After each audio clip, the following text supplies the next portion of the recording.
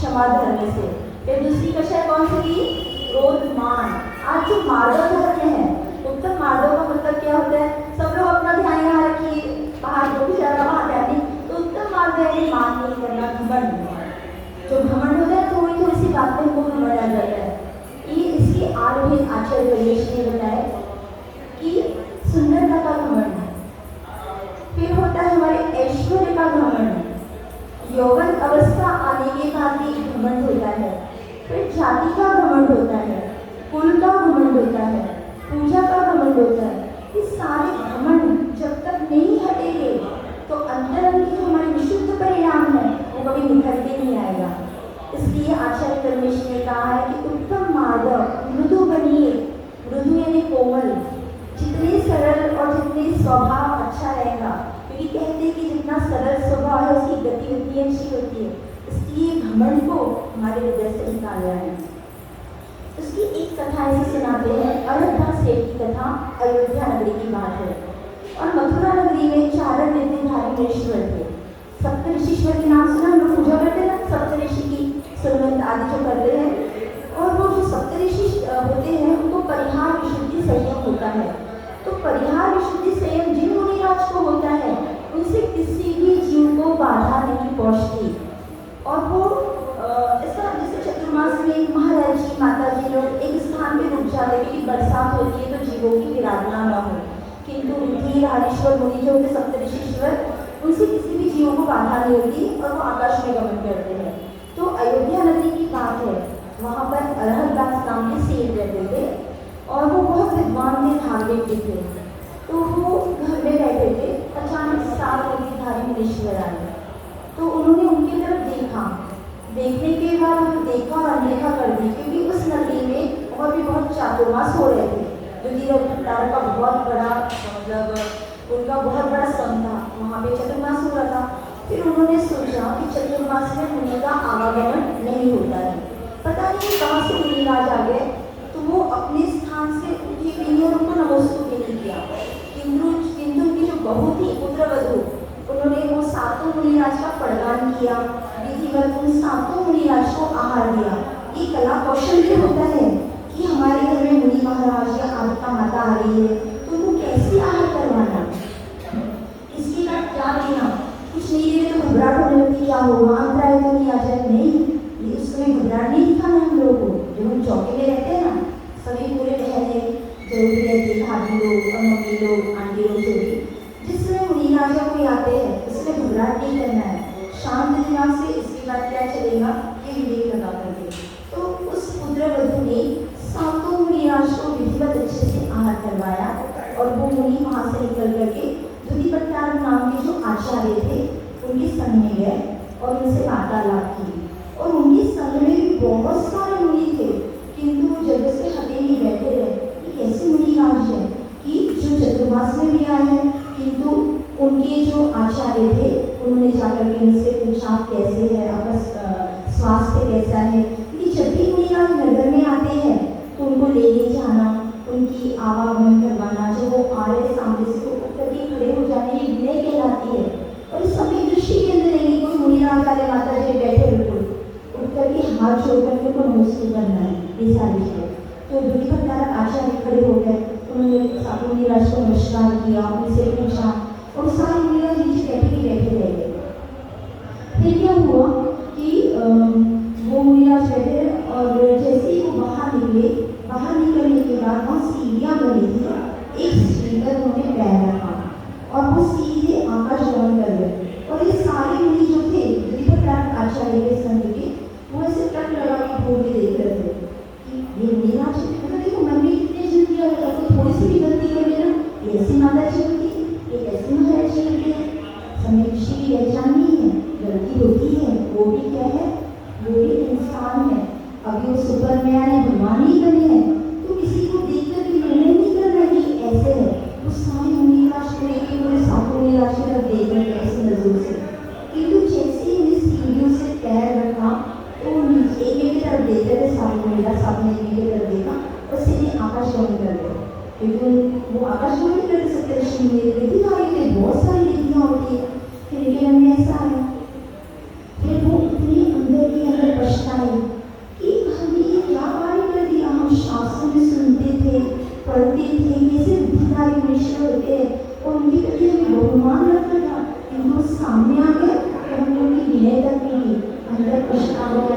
पहुँचे नहीं हो। सामने जब होता है तब गलती कर जाते हैं, लेकिन होने के बाद पछताने से क्या होता है। फिर अयोध्या सेठ जी जब आए तो वो भी उनके मन में भी लग रहा था कि शायद मुझसे कुछ गलती हो गई।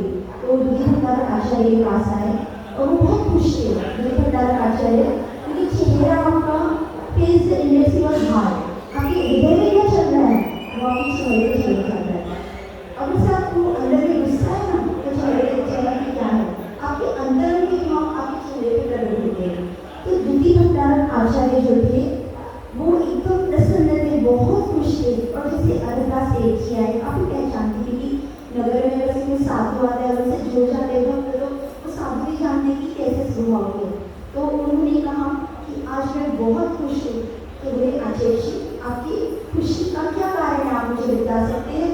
तो आचार्य जी ने कहा मेरे शास्त्र में जैसा पढ़ा था, जैसा सुना था, ऐसे सप्तऋषि के आज मैंने दर्शन किए, मैंने उनसे वार्तालाप की और उन्होंने मुझसे चर्चा की।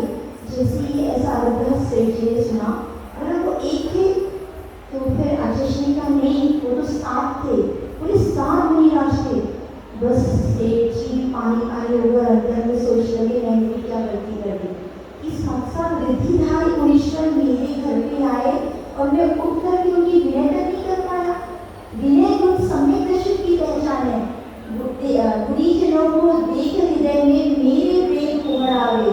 हमसे जो बड़े हैं गुणों में, उम्र की बात छोड़ दीजिए, अगर से हमसे गुणों में कोई बड़ा है, गति है, साधु है, उसके प्रति एक अलग ही प्रेम उमड़ आता है। तो दोनों के हाथ में प्रस्ताव में मुझे लेना, इसलिए जो ये अहंकार है, अरे हम तो सब कुछ है, हम क्या हम सब कुछ कर देते हैं, हमारे जरिए ताकत ये सारा अहंकार जब मृत्यु हो जाएगी ना यही पे रह जाएगा। इसलिए आचार्य करें बस हमारे बलो सिर्फ पूजा कर लिए, नाम गाई करना, आत्मचिंतन भी करना है कि मैं क्या कर रहा हूँ। 10 दिन जो आ रहे हैं आप लोग में से कई उपवास करते हैं, एकादशी करते हैं, केवल मात्र करना ही है, मैं कैसे करूँ, मेरी आत्मा के लिए मैं क्या समय दे रहा हूँ, क्या कर रहा हूँ। तो ये मृदुता मार्गधर्म अगर से जीवन में आ रहा है, जितनी मृदुता जितनी सरलता आएगी तो द्वार अपने आप खुलते जाते हैं। तो इसलिए अपनी उत्तम क्षमा करें, क्षमा के बाद ही ये मान प्रशय करने की तो ये हो गया उत्तम मान होगा। और मान करने से एक और रामा पहलवान की सभी ने कहानी सुनी होगी। रामा पहलवान जो थे बहुत बड़े वरिष्ठ नगर थे और कुश्ती में हमेशा नंबर 1 आते थे, किंतु अंतिम से क्या हुआ जो आपस में कुश्ती चल पाकिस्तान में थे, पाकिस्तान के रहने वाले थे, जो बंटवारा हुआ। पहले तो पूरा भारत एक था, कुछ दिनों बाद पाकिस्तान और हिंदुस्तान में बंटवारा हुआ। तो बंटवारा होने के बाद वो पाकिस्तान में चले गए, किंतु जो कुश्ती वगैरह खेलने में वो नंबर 1 थे। तो जब कुश्ती खेलने में अखाड़ा में उतरे तो उन्होंने जुलिस को इनको कुछ ही समय में हरा दिया। फिर हराने के बाद 6 महीने बाद फिर वही कुश्ती रखी गई कि फिर से करेंगे। तो जो रामा पहलवान थे वो अपने गुरु के पास आए और कहा कि 6 महीने बाद मुझे विजय प्राप्त करनी है, तो गुरु जी आप कुछ मंत्र दीजिए, कुछ ऐसी साधना बताइए कि मैं कुछ कर सकूं। तो उनके गुरु ने कहा कि जी तोड़ मेहनत करना, कोई भी कार्य करते हैं तो उसमें अपना पूरा मन लगा है, हर चीज प्राप्त होती है। तपस्या करना है, ध्यान करना है, उपवास करना है, क्योंकि अभी ऐसे भी लोग हैं जो 10-10 दिन उपवास करेंगे। तो उन्हें उसको फोकस किया है।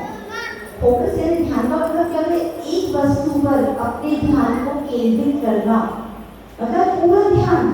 अगर से कोई स्टूडेंट भी है, स्कूल में नंबर 1 आ रहा है 99%, तो उसका पूरा फोकस कहाँ होता है, उसके वृत्ति कुछ 99% आ रहा है। अपने को कोई चीज़ की प्राप्ति करनी होती है ना, तो बार-बार से बोल रहा होता है मुझे ये चाहिए, मुझे ये चाहिए।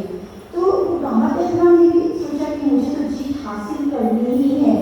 जीत पहले सामने नहीं आती है, जीत पहले अपने हृदय में आती है, अपने दिमाग में आती है। मुझे जीतना है, मुझे ये कार्य करना है। तो जो भी 10 उपवास कर रहे हैं उन्होंने पहले से ही सोच के रखा है कि मुझे करना है, वो करेंगे। तो रामा पहलवान ने भी 6 महीने तक खूब बड़ी मेहनत की। उन्होंने दूसरा नियम पालन किया था कि ब्रह्मचर्य व्रत का पालन करना। अपनी जो शक्तियां हैं वो शक्तियों को इकट्ठा करोगे। तो अब जैसे मुनि राज है। देखते माता जी के 21 साल की है, पंचमी का उपवास, अष्टमी का उपवास, चतुर्दशी का उपवास, रसों का त्याग, उम्र क्या है, लेकिन उस साधना मार्ग पे फोकस अपने ध्यान को लगाया है कि भगवान ने जो मार्ग बताया है ना वही सही है और मुझे अंगीकार करना है, तो पूरे ध्यान को लक्षित किया। तो जब पुष्टि हुई जिसको उसकी, तो उन्होंने 30 सेकंड्स में, 30 सेकंड कोई बहुत बड़ी बात नहीं, सेकंड्स से जो है उनको हरा दिया। सारी पब्लिक बस देखते रह गई कि इतना बड़ा युद्ध हो रहा है, मतलब आपस में पुष्टि हो रही, तो 30 सेकंड में जीत गए। तो बोला कि मैं कुछ पूछना चाहता हूँ कामा पहलवान आपसे कि आपने इतनी जल्दी कैसे विजय प्राप्त कर ली। तो बोले मेरे गुरुजी ने मुझे कुछ बातें बताई थी, जब भी कोई कार्य करो तो बड़ी मेहनत करो, और ब्रह्मचर्य व्रत का मैंने पालन किया था। कुछ दिनों बाद इतना बड़ा पहलवान, लेकिन कर्मों की उदय किसी को भी नहीं छोड़ते। पार्श्वनाथ भगवान साक्षात भगवान उसी भाव से मोक्ष जाने वाले हैं, तो भी उनके ऊपर उपसर्ग हुआ। कितने दिनों तक? 7 दिनों तक। मतलब ये जो कर्मों का बंधन है, और हम सब यहाँ बैठे हैं, सभी के अंदर कारमान कल्पनाएं भरी पड़ी हुई है, वो कुछ नहीं करती है। आपके पास एक ब्लैंक सीडी है, आप अगर से इसको डीवीडी में लगा दिया तो वो एक बजेगी नहीं, कोई आवाज़ नहीं आने वाली क्योंकि वो ब्लैंक है। लेकिन आपने उसमें कोई मूवी डाली या कोई सॉन्ग डाला और जैसे आपने उसको प्ले किया तो बजना स्टार्ट हो जाती है। वैसे ही हमारे सभी के अंदर कारमान कल्पनाएं भरी पड़ी हुई है। हम क्रोध करते हैं, हम गुस्सा कर रहे हैं, हम अपशब्द बोल रहे हैं, हम दुर्ध्यान कर रहे हैं, हम अच्छी कार्य कर रहे हैं, तो वो कारमान कल्पनाएं कर्म रूप होकर के हमारे आत्मा में आगे चिपक जाती है। ये बिल्कुल फैक्ट है। जितनी जैसे भाव करो, क्योंकि किया गया जो कर्म पूर्व में स्वयं जीव द्वारा, उसका ही फल मिले शुभाशुभ अन्य नहीं चारा। औरों के कारण प्राणी यदि सुख दुख को पाता, तो निज कर्म अवश्य स्वयं ही निष्फल हो जाता।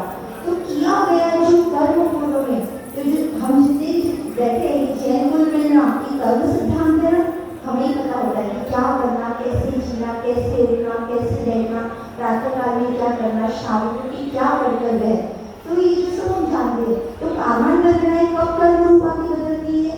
जब हम राग करते हैं, द्वेष करते हैं, कुछ भी सोचते रहते हैं। लेकिन आप सोते भी हो ना, कभी भी कर्मों का आश्रय हो रहा है।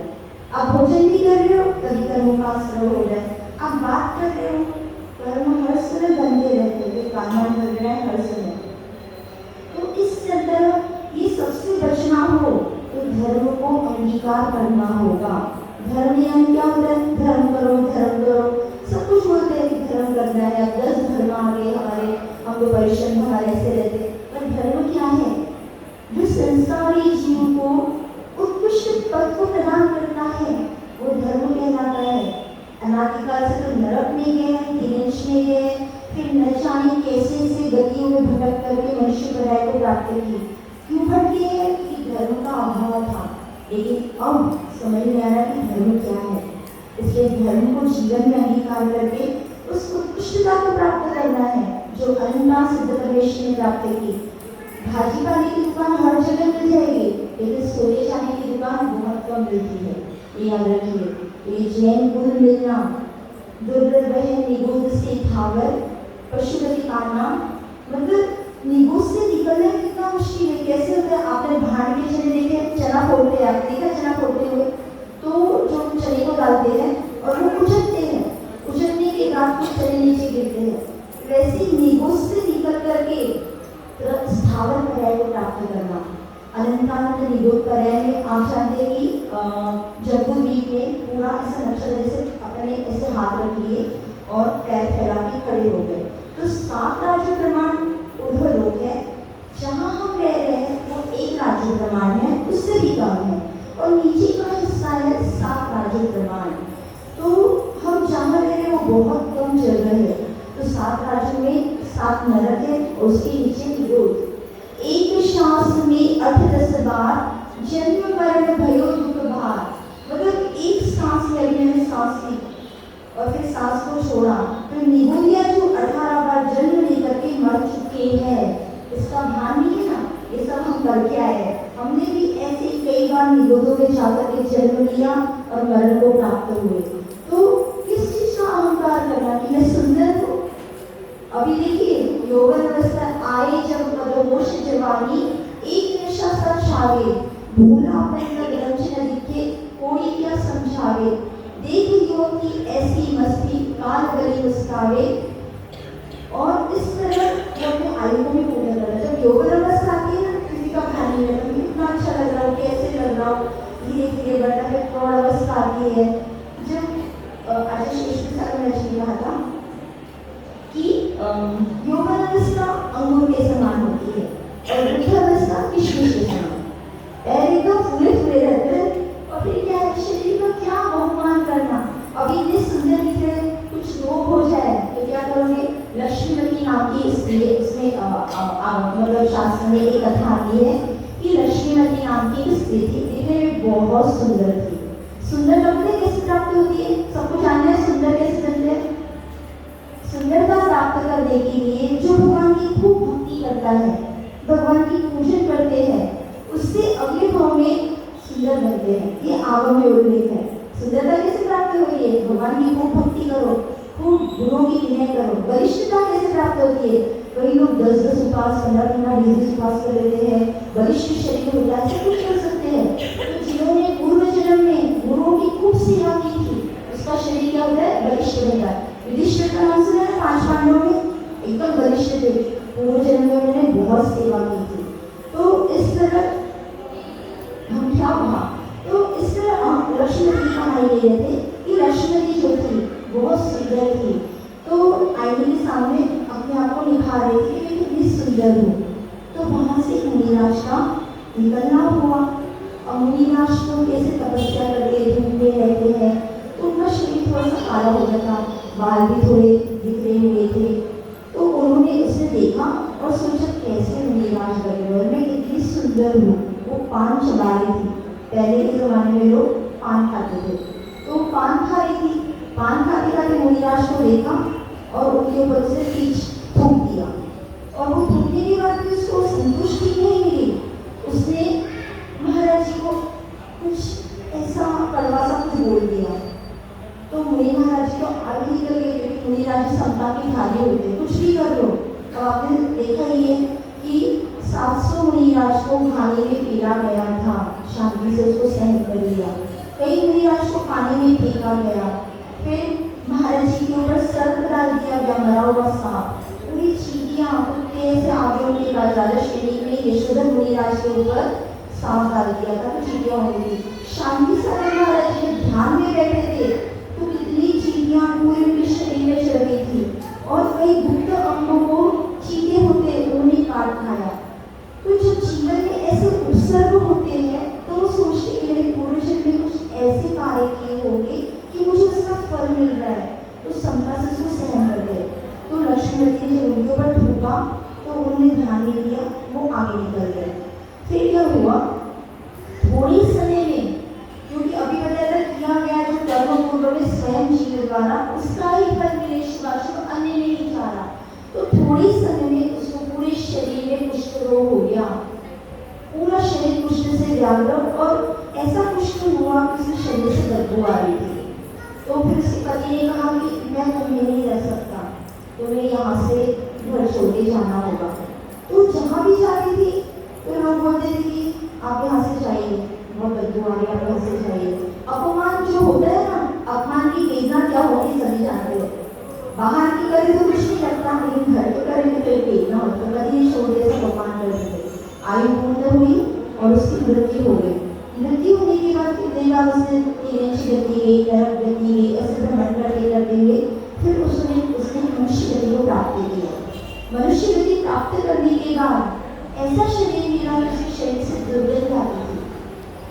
कई होते हैं, देखो कर्मों के उदय ऐसे होते हैं कि शरीर से दुर्गंध आना, फिर हाथ पैर ना मिलना, ये सारे कर्मों के उदय है। तो बहुत दुर्गंध आती थी। तो एक बार वो मंदिर की ओर से निकल रही थी, तो उसने सामने मुनिराज को देखा मुनिराज अपने ध्यान अवस्था में सामायिक में लीन थे। सामायिक में बैठे थे तो सामायिक में बैठे तो उनके शरीर में बहुत सारे मच्छर बैठे हुए थे। तो उस बालिका ने सोचा कि मच्छर काटने के बाद हमें कितना दर्द होता है, एक मच्छर भी काटना तो हमारी की शौर्य। तो वो मुनिराज के पास जाके बैठ गई और उसने हवा करना प्रारंभ कर दिया। जब तक महाराज जी की सामायिक पूरी नहीं हुई, वो बालिका पूरे समय तक हवा करती रही। उसका नाम दुर्गंधा था, शरीर से बदबू आती थी तो उसका नाम ही दुर्गंधा रख दिया। फिर जैसे ही महाराज जी की सामायिक पूर्ण हुई तो फिर उसने महाराज जी को नमस्कार करा और फिर महाराज जी इस बालिका की तरफ देखते रहे।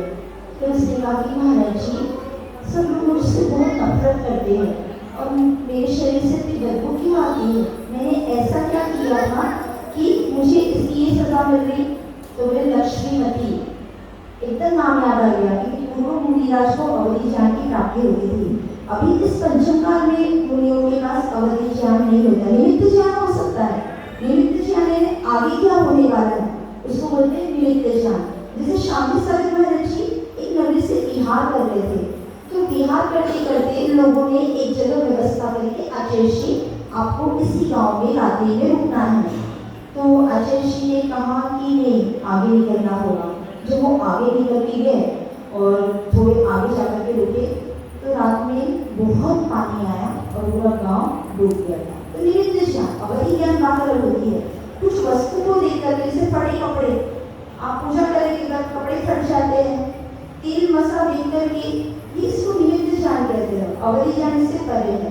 तो महाराज जी ने कहा लक्ष्मीमती, तो उसको इधर से लगा जैसे मैंने नाम सुना हो।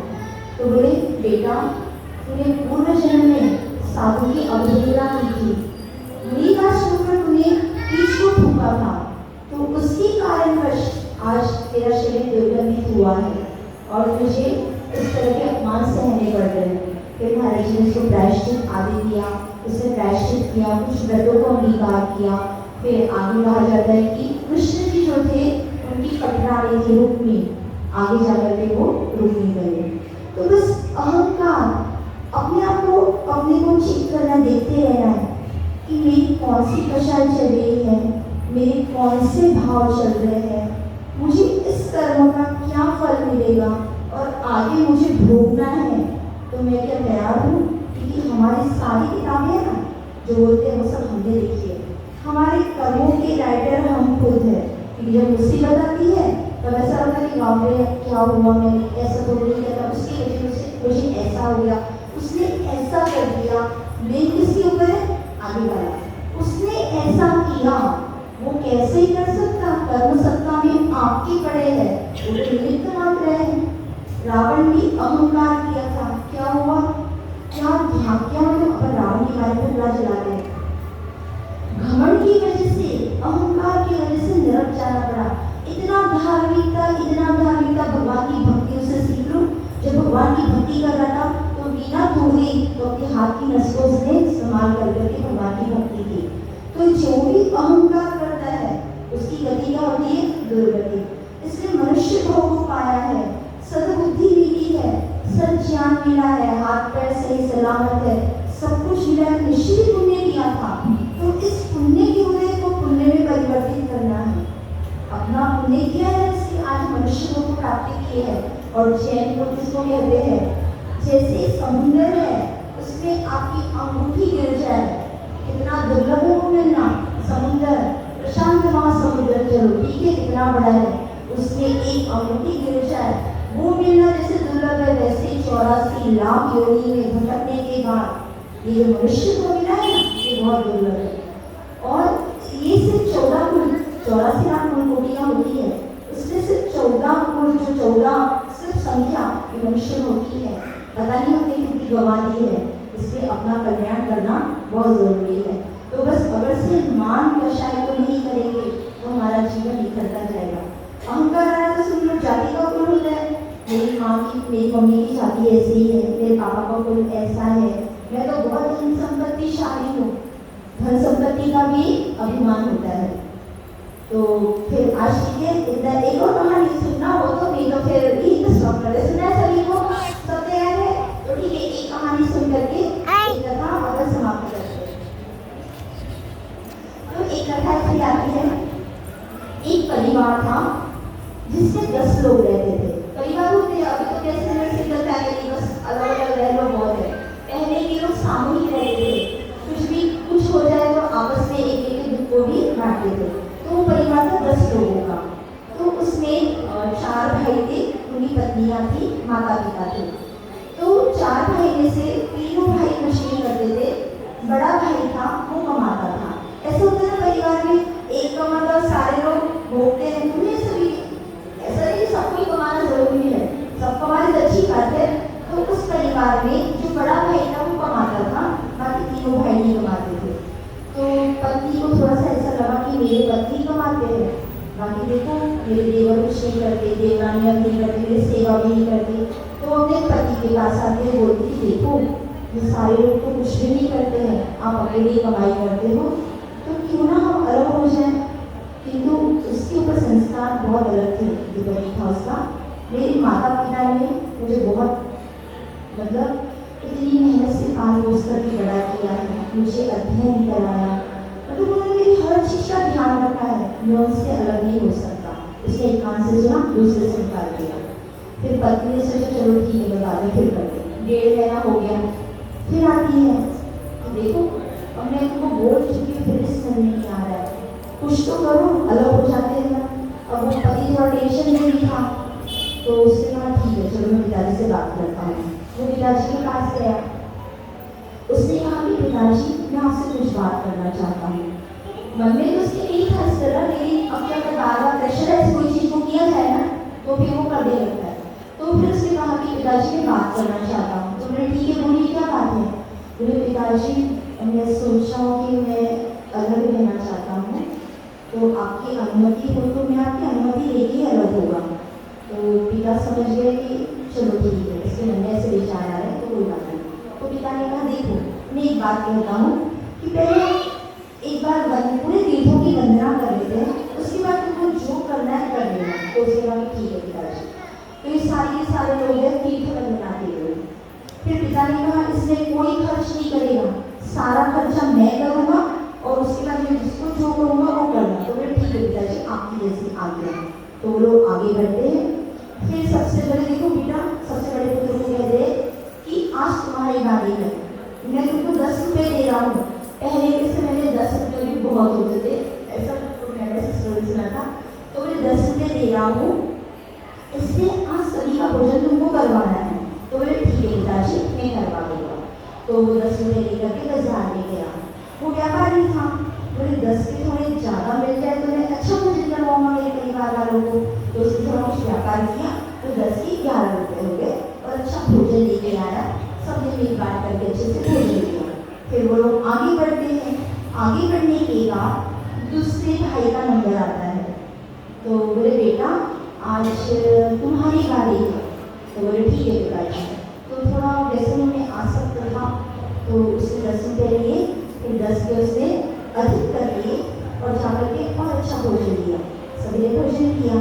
फिर तीसरा भाई गया जो मतलब पैर उसके काम नहीं करते थे, तो चेयर पे बैठ करके पत्नी उसको बिठा करके ले जाती थी। तो लकड़ी की ऐसी चेयर बनी थी, तो उसकी पत्नी ने उसको बिठाया और लेती जा रही थी। तो रास्ते में एक पत्थर दिखा, उससे गाड़ी टकरा गई।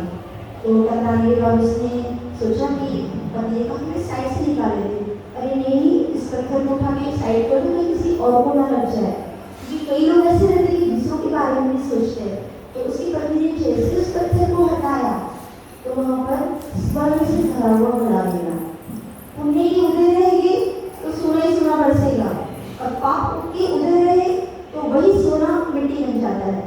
धन्य कुमार मीराज की कथा सुनी, अपनी दुनिया की कथा सुनी होगी आप सभी ने। सोने को भी हाथ में रखता था तो ज्वाला बन जाती थी। तो ये कर्मों की वजह कैसे रहते। तो जैसे उसको हटाया, हटाने के बाद उसके पास स्वर्ग से भरा हुआ घड़ा मिला। अब उसने सोचा चलो, उसने इससे कुछ एक अक्षर भी निकाली। तो उसने तो क्या कहना, भोजन क्या बढ़िया था। पिताजी को कहा पिताजी ये 10 रुपये की मुझे आवश्यकता नहीं पड़ी, तो ये आप रख लीजिए, और मुझे सोने का घड़ा मिला आप रख लीजिए। तो उसने उनको दे दिया। फिर अब थी चौथे पुत्र की बारी, जो बहुत धार्मिक था। कोई ना कोई अभी धार्मिक रहता है, कोई कुछ रहता है, तो धार्मिक था। तो उसने सोचा पिताजी ने 10 रुपये दिए हैं, चलो अब इतने दिन से अच्छा तो भोजन कर रहे हैं, मैं जाकर के काम करता हूँ, 10 रुपये में कुछ अच्छी द्रव्य ले जाता हूँ, भगवान की पूजा कर लूँगा और 1 रुपया बचा लिया, मूंगफली खाकर दिन चला लिया। अब हो गया बढ़िया मंदिर में जाने का चाहिए, भगवान के मन लगा के उससे दर्शन किए और दर्शन करने के बाद पूजा आदि की और इतना मग्न हो गया पूजा भक्ति में, उसको भान ही नहीं रहा कि मुझे सबको भोजन करवाना है। अब देवों का आवागमन होता है, माता जी ने बताया था, जैसे भी जैसे मंदिर में आते हैं तो निश्चय ही क्यों बोलते हैं कि यहाँ जो भी इस मंदिर संबंधी देव है वो हमें जाने के लिए स्थान दे, क्योंकि वो उनका वैपरीत शरीर होता है, टकराते हैं वो। इसलिए जब भी मंदिर में प्रवेश करे तो देवी को नमन किया जाता है। तो देवी पूजनीय है क्या? है। नवदेवता की पूजा करते हो? अरिहंत सिद्ध आचार्य उपाध्याय सर्व साधु, जिन्हें धर्म जिनागम जिन्हें चैत्यालय आलय रहने का स्थान है। इसलिए जब कोई देहरी को पूजे तो ये मत बोला मिथ्या दृष्टि है, देहरी को कोई पूछता है क्या? भगवान का तो पाटा भी पूजनीय होता है। भक्तामृत स्तोत्र सुना है? उसमें भगवान जिस पाटे पर पैर रखते हैं, सौधर में इंद्र की पूजा कर रहा है, तो मंदिर में प्रवेश तो उससे मंदिर में प्रवेश करके भक्ति की बढ़िया खूब भक्ति करने के बाद तो समय का भान ही नहीं रहता है। अब देवों का आवागमन 12 के बाद शुरू हो गया। तो वो सोच रहे थे कि मतलब ये कौन भक्त है जो इतनी भक्ति कर रहा है। और देवों के पास मति ज्ञान शुद्ध ज्ञान अवधि ज्ञान भाव के कार्य होते, नारकियों में और देवों में, ये 2 चीज आते ना, नारकियों में और देवों में 3 ज्ञान पाए जाते हैं, मति ज्ञान शुद्ध ज्ञान अवधि, उस भाव के कारण, भाव का ही कैसा है। तो उसने अपने अवधि ज्ञान से जान लिया कि ये भक्त है, बहुत भक्ति कर रहा है, इसके घर के लोग इंतजार कर रहे भोजन का। और देवों में शक्ति होती है, अनिमा महिमा गरिमा ईशत्व वशित्व प्राकाम्य 8 प्रकार की ये विद्या होती है। तो उसने अपने शरीर को बदला, शरीर बदलने के बाद उसका रूप धारण कर लिया, जो चौथा भाई था ना उसके रूप को धारण किया और बहुत सुंदर ऐसे पकवान जो मतलब देवों से पूरी, इसको कहते हैं मनुष्य तो ठीक है पर जो देवता लोग के रहते पूरे ठेला भर करके वो पकवान ले गया। तो अल्लाह बोले पिताजी, तो बोले क्या? मैं देखो मुझे क्षमा करना, मैं थोड़ा मुझे थोड़ा सा विलम्ब हो गया है, पर मैं आपके लिए भोजन लाया। अच्छा ठीक है बेटा लाओ, सब ऐसे किसी भूख लगी है ठीक आ जाओ। तो पूरा भोजन सबने करा और ऐसी संतुष्टि मिली, इतनी संतुष्टि कि बोले 3 दिन तो कुछ भोजन नहीं लगा, बहुत सबने मन था कि पेट भर के खाना।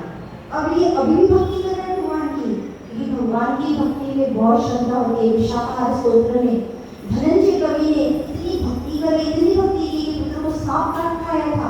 सांप काट कोई होश हवास नहीं, पत्नी चिल्ला रही है, ऐसी की भक्ति की जाती है। देखो बच्चे को सांप काट खाया, लेकिन तुम अभी भी भक्ति कर रहे हो। तो देवों का आवागमन हुआ और उन्होंने उस बच्चे को निर्विष कर दिया। भक्ति में अटूट शक्ति में हमारे भगवान कुछ नहीं देते, बिगड़ा भी है, कभी मत बोला हमारे भगवान कुछ नहीं देते। शायद दान लाभ की जो लब्धि है, 9 लब्धियां होती है, दान लाभ भोग और वीर्य, आनंद दर्शन ज्ञान सुख वीर्य, इतनी शक्ति भगवान के अंदर भरी पड़ी है कि उनकी जैसी दाता नहीं है। अपुत्री है वो तू भले पुत्र की, दरिद्री को द्रव्य के दान देने, कहाँ से आ गया?